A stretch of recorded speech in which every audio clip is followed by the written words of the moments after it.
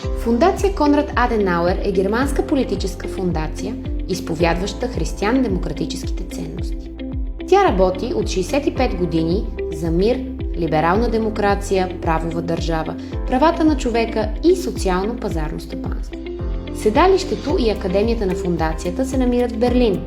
Освен това, тя присъства с образователни форуми в 18 германски града. В Германия тя има 560 сътрудници.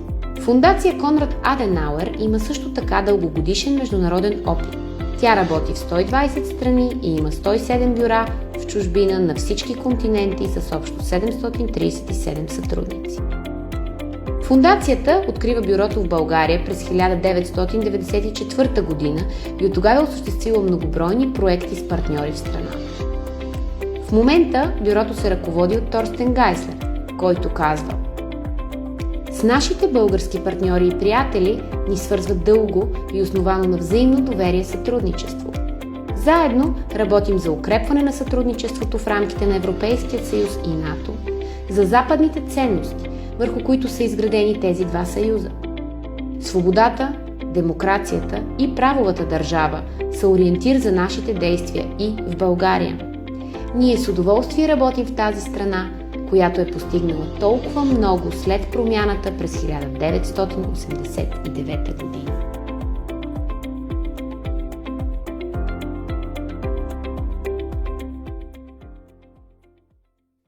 Thank you very much. Hello and very good afternoon to everybody. It's a great pleasure for me to welcome you on behalf of the Konrad Adenauer Foundation to this webinar or Zoominar, however you want to call it. I would like to thank our partner, the European Council on Foreign Relations, for the initiative, and I thank our distinguished speakers and participants. We will discuss the topics as the socio-economic consequences of the COVID-19 crisis, and in particular Germany's approach in this context. This topic does of course have many aspects.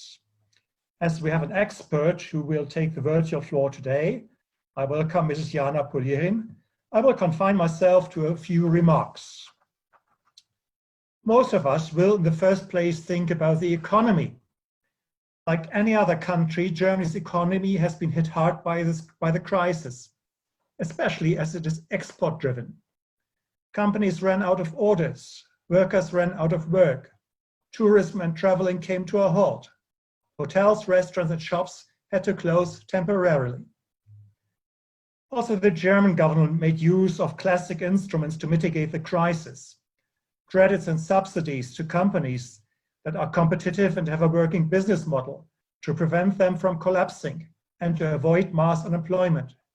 Short-time work allowances to employees were and are being granted. Fortunately, thanks to thrift in the past years, financial reserves were available. But they are not unlimited. There is still a chance that we have to cope with a V scenario, a sharp decline of the economy, but also a quick recovery. If there's a second or third wave of infections, it might turn out to be an U, or even worse, an L scenario. Things would then become much more difficult. Also, with regard to our education system, universities, schools, and kindergartens are still closed. E-learning can replace a lot, but not everything, and for a certain period of time, not in the long run. What we want to avoid is a widening of the wealth gap in our society. A crisis always hits the weakest harder than the strongest. And we want to avoid a re-traditionalization of lifestyles. At the moment, more women than men stay at home to take care of the children who cannot go to kindergarten or schools. Many people now start talking about the crisis marking the end of globalization. I'm not an economist, but I understand that a vast majority of the experts say that globalization has made us all wealthier. If this is true, it would be dangerous to promote localization of the economy, in particular for a country like Germany, which is an export nation. What we must talk about is more robust supply chains and a national strategic reserve that is not just confined to energy. With regard to our political system, I'm optimistic. The claim that authoritarian structures are better able to cope with such a crisis than liberal democracy was not proven so far by the facts. And according to opinion polls, neither the extreme left nor the extreme right seem to be benefiting from the crisis. I think this will not change, provided that the crisis remains under control and that restrictions of personal freedom don't become unproportional. When the crisis is over, with regard to civil liberty, we must immediately return to the status quo ante. We will then also have to discuss whether our federal structure has been an advantage or whether we need a stronger central government in a state of emergency. This crisis is also a test for the European Union.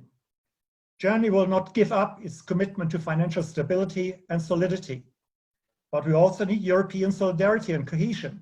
And this is what stands behind the Franco-German initiative to call for a European Recovery Fund.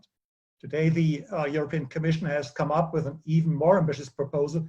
Let's see what will happen in Brussels. One last thought. When the crisis is over, we shouldn't go back to where we came from. We are learning a lot from the crisis, how we can modernize our societies. Europe after the crisis must be more digital, more sustainable, and more environmentally friendly. Let me thank you again for your interest in the topic and your participation in this event. Konrad Adenauer is very happy to co-organize it. Thank you. Maybe I start by giving you an overview how well actually Germany had coped with the crisis so far compared to other countries. Because I think if one European country is having a good crisis right now, that is Germany, contrary to the concerns in the beginning, our healthcare system was never overwhelmed. The numbers of intensive care beds and ventilators was, at least so far, I mean, we are not talking about the second wave, but for the first wave was sufficient. There was never a shortage, and Germany was very lucky because in the very beginning, the average age of those that got affected was very low, lower than in most other European countries. And that led to less hospitalization and lower death rates in Germany than in other capitals.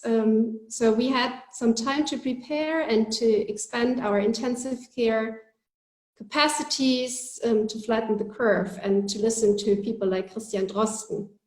And I think a huge advantage of the German system was that we have this network of private and public laboratories that are spread all over the country. So we don't have a very centralized health system, but a very decentralized health system consisting of a lot of private actors as well.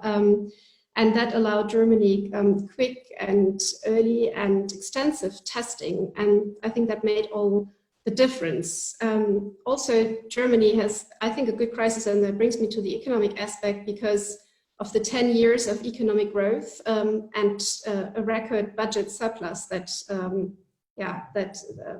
we were lucky to collect. So Germany was able to cushion the effects of the pandemic better than other European countries. And actually for Germany, this was also kind of an historical moment because for years we have held kind of the concept of the black zero, the schwarze Null from Wolfgang Schäuble, very close to our hearts. And the government was very strict. And then within a couple of days, the government and the Grand Coalition has decided to invest a lot of money and in a large rescue package to abandon the black zero overnight and to change course completely. And that led to the situation that is often referred to by Margarete Vestager, that in more than half of the overall Corona aid, or the kind of declared Corona aid, not the aid that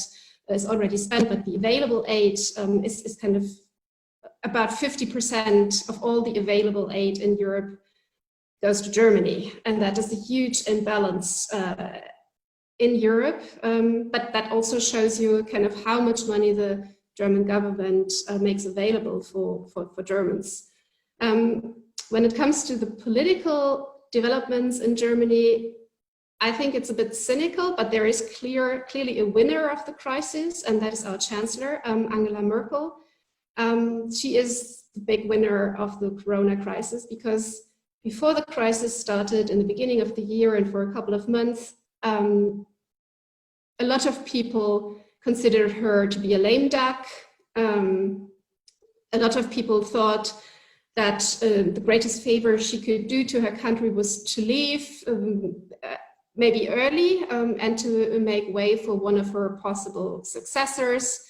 She had, a lot of observers had the impression that she had lost some clout also with her own party, something that goes back to 2015 and the migration crisis. So within the CDU-CSU, there was a lot of discussion about her and about the course that the party should take. So the CDU, and I think that is just overshadowed by the crisis now, but this is an ongoing debate in the party, but is kind of debating the future course of the party, whether it should move more to the right and become again more conservative, or whether the centrist approach of Angela Merkel was the right way to go.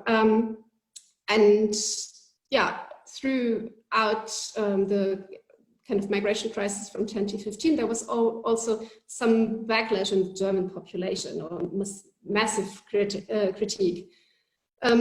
So now that has changed completely, and the CDU is now high in the 30s, like 39, maybe sometimes in some polls even 40%. And Angela Merkel's personal approval ratings are skyrocketing. So she has most of her career been very popular, but she is kind of definitely the most popular politician in Germany, closely followed by the Minister of State of Bavaria, Markus Söder. Olaf Scholz from the SPD is also very popular. Jens Spahn is very popular. So she really enjoys high approval rating.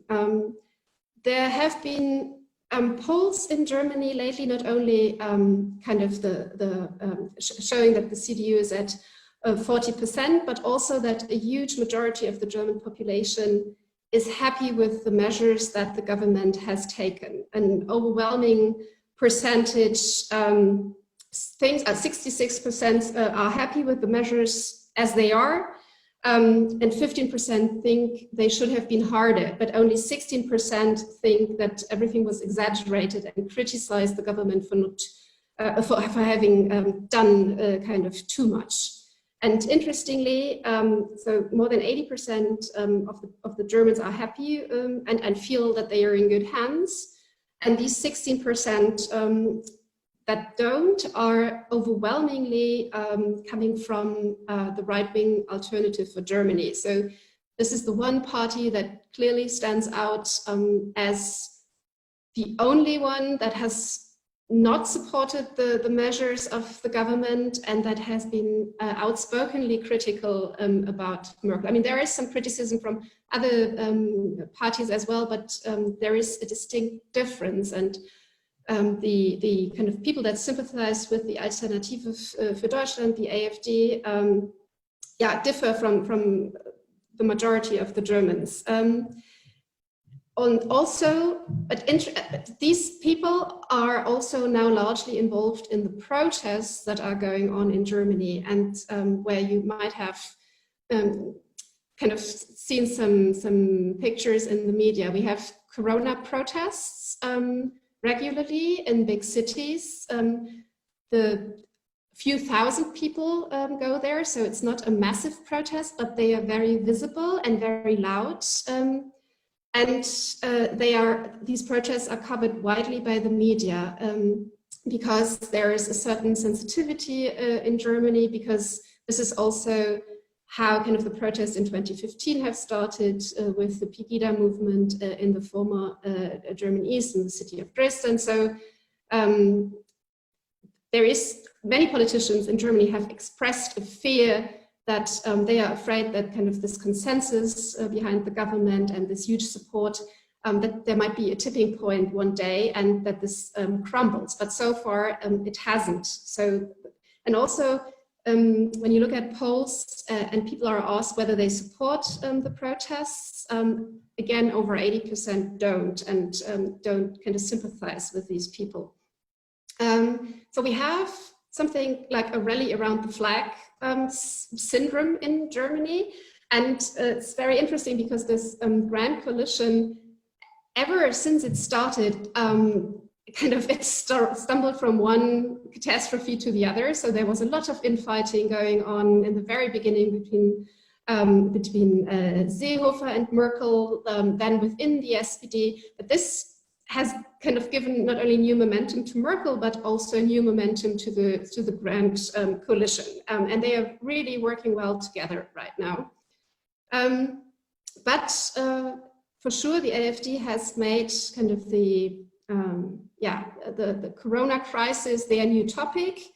And there are these questions out there. What if we have a second lockdown? What if the economic crisis that Mr. Geissler has kind of alluded to in the beginning, that is also affecting Germany? What if that becomes more visible, if more people are losing their jobs, and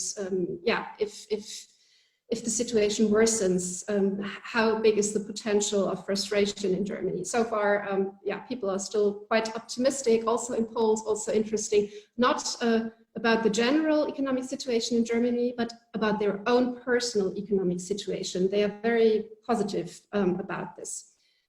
Interestingly, also the Corona crisis has changed the political landscape, not only in favor of the CDU-CSU again, and kind of Merkel being clearly back in the driver's seat and having party support, but also having the public support.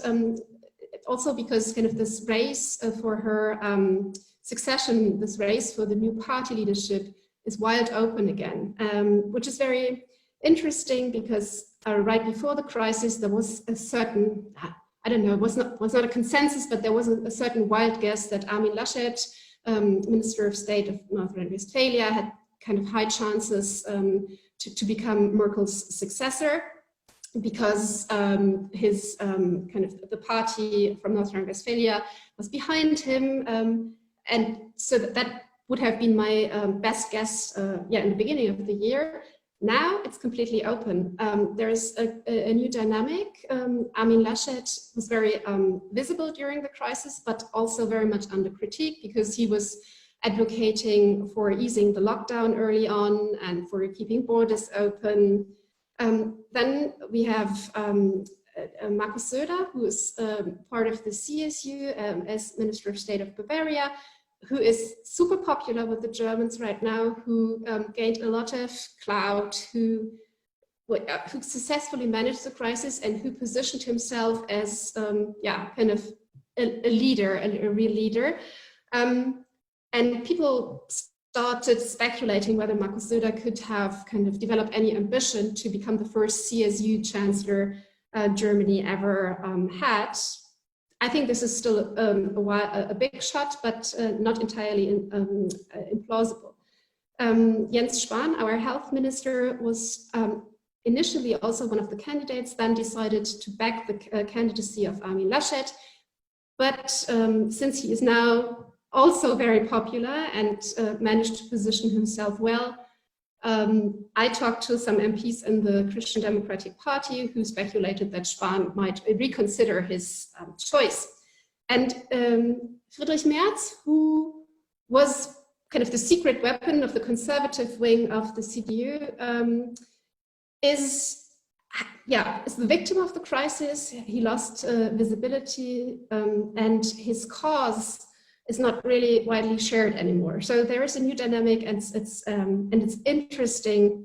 The earliest possible date when kind of the new party leadership will be decided is December, if kind of the situation remains stable. And I think this is going to be very interesting. So the CDU is better off than ever, in a long time, alive and kicking. Very attractive to voters, and clearly benefiting from the crisis, whereas the SPD, which is also in government, which has kind of Olaf Scholz as finance minister, who is super popular, is not gaining from the crisis. It seems as if Scholz was kind of Merkel's servant, and everything that Scholz did in the past did not increase the polls for the SPD. They are at 15% right now. At 2017, when we had the last federal elections, they got 20% of the votes. They are way below that, and although they are kind of doing, I think, a good job right now, they are not gaining from this.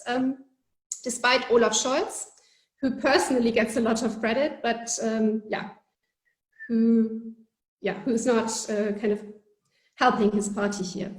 Another phenomena for Germany watches that is interesting is that the green wave in Germany was somewhat stopped.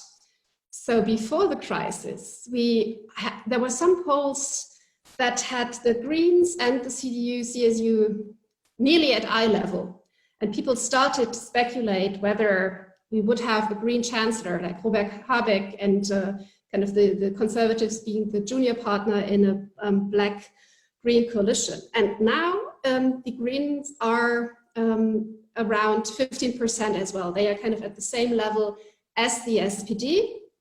And they, at their kind of the best results before the crisis, saw them at 23, 24%. So they lost significantly, and also visibility. So the leaders of the Green Party are not the ones that kind of are driving this, are popular on television, that are seen as kind of leading the way out of this crisis. And the whole climate debate we had in Germany before is somewhat silenced. So because of the lockdown, or kind of, we never had a real lockdown in Germany, but because of the situation, the restriction to meet people, there were no protests any longer, and kind of all this Greta enthusiasm somehow evaporated. That doesn't mean that it's not there anymore, and that it's not very dear to the German heart, and that there is a certain interest to see progress in this policy area. It's just not as visible as it was before. And something that is, I think, very positive from my side is that the AfD is in single digits, sometimes 10%, but never, I've never seen them above 11%, something between 9 and 10%. So they are not really gaining traction. Now I want to switch to the EU level, and maybe that's then I answer finally the question I was asked in the very beginning. So in the beginning, Germany was under massive criticism. I think you all remember this because of the, it was not an export ban, but it was kind of export restriction on medical equipment, and the Chancellor did not mention the European level at all in her famous TV address when she addressed the German population for the first time, kind of, except for Christmas or for New Year's Eve, kind of in a crisis. No word about Europe, no word about the European partners. And Germany got a lot of criticism for that, and rightly so.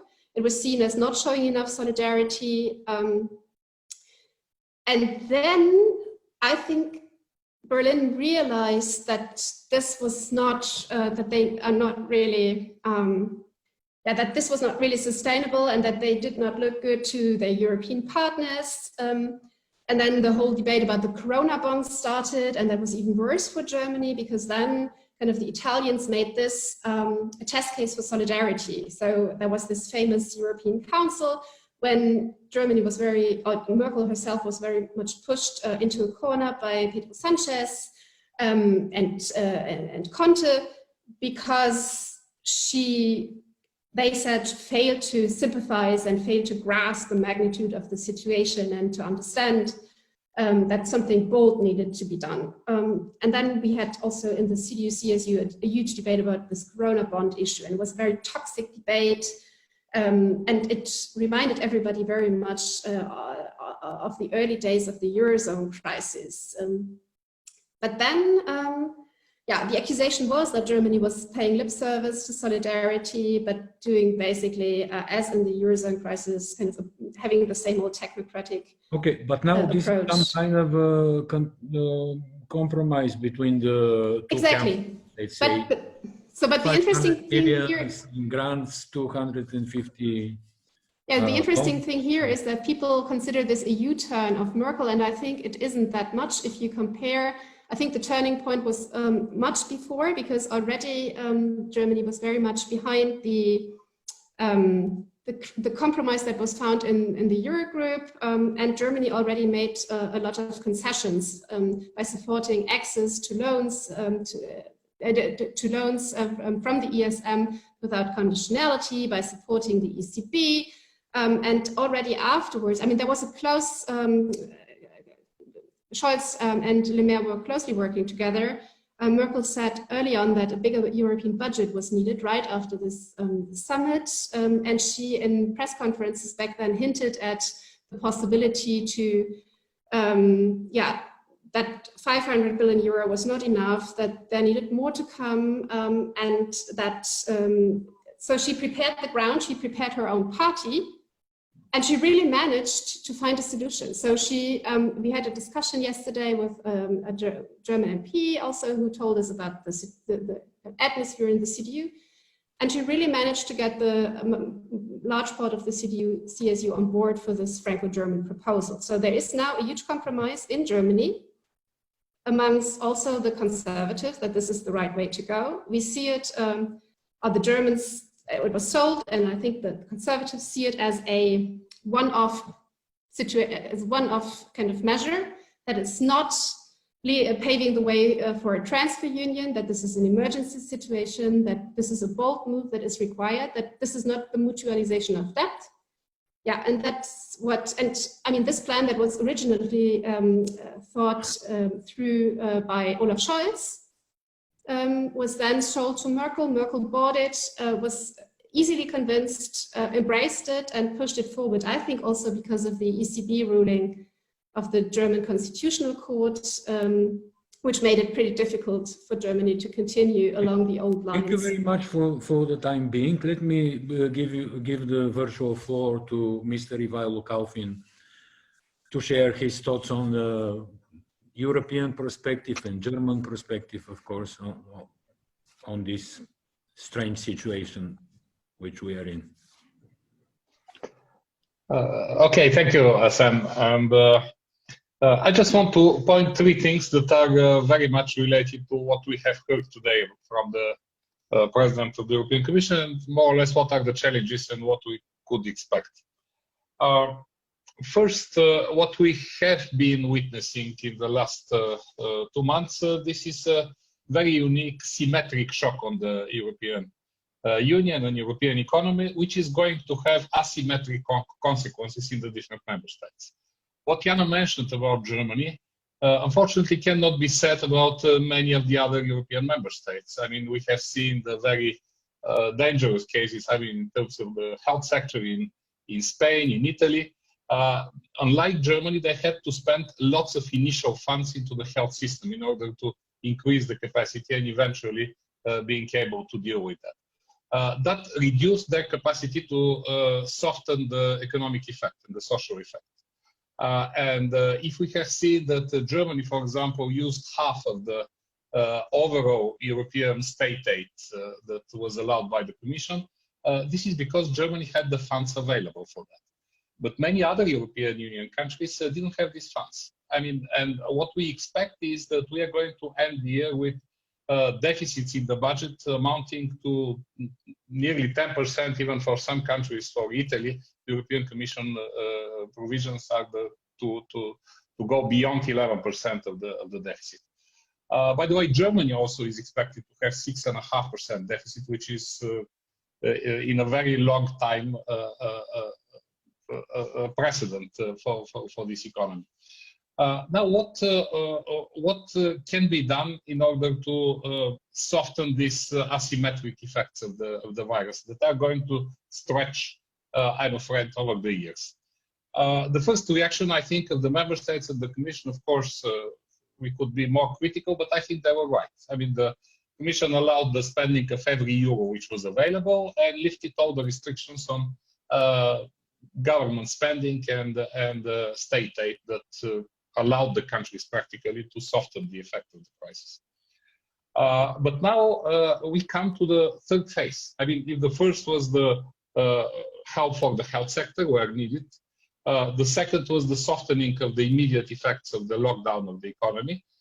Now we have the third phase, which is related with the recovery. And here, I think that we can expect some very huge challenges that stay ahead of us. Of course, what we have seen today from the Commission is a positive step. I mean, in principle, the Commission said, okay, we understand. We are ready to propose a budget which is going to be over the normal.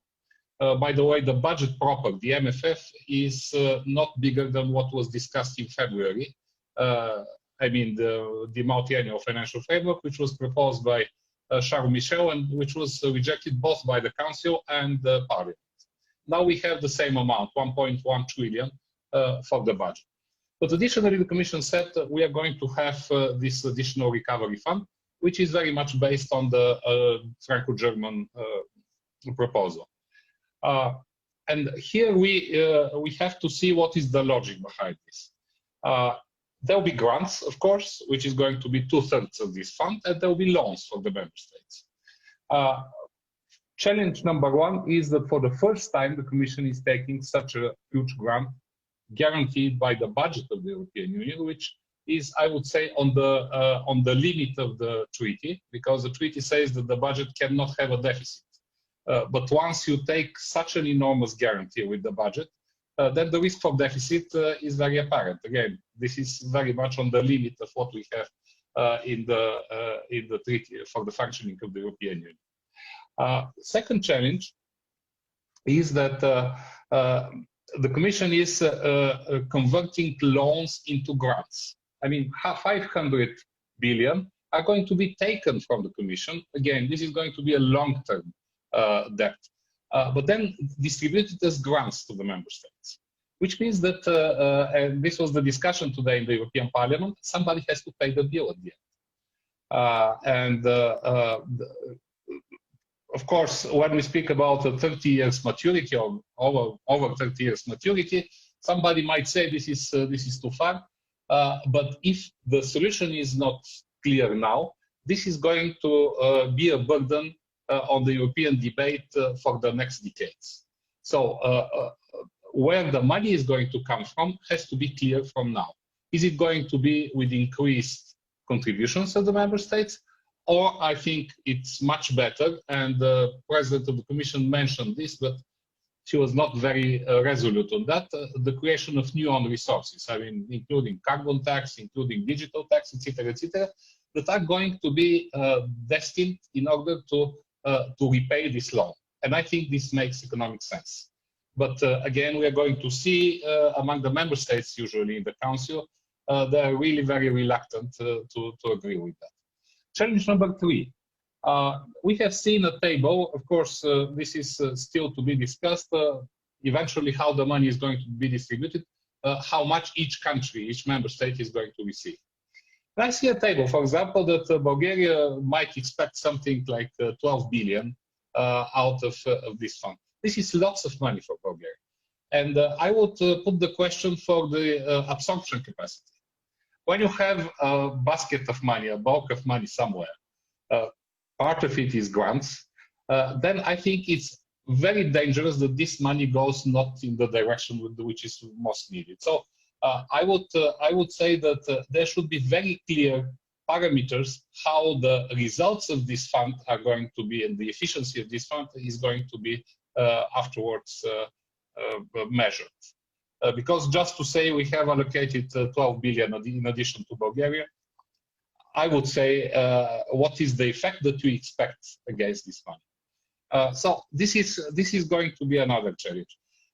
And further going on this direction, this is the role of the European Central Bank. The European Central Bank decided recently to continue what it had under Draghi in the previous crisis, to provide liquidity to the member states as much as needed. The thing is that then we had the rule of the German Constitutional Court, which kind of obstructs the European Central Bank to provide this liquidity to the member states.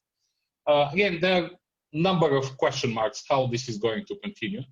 But what we see is practically the European Central Bank that is supposed to have monetary policy is gradually taking the fiscal policy. I mean, reducing, for example, the market interest rates on it. So mixing monetary with fiscal policy, by the way, this is not only in Europe, we see it in the Federal Reserve in the United States, the same thing, is creating a number of risks for the economy in long term. So again, this is another principal challenge, how the European Central Bank is going to be involved in the consequences, in covering the consequences of the crisis, and how the member states are going to be helped at the same time to have the fiscal room to recover, and on the other side, not to create the moral hazard that some countries are paying the bills of others, which is, as you know, the big debate sometimes brought to absurdity in the European Council. So these are huge risks that are not answered.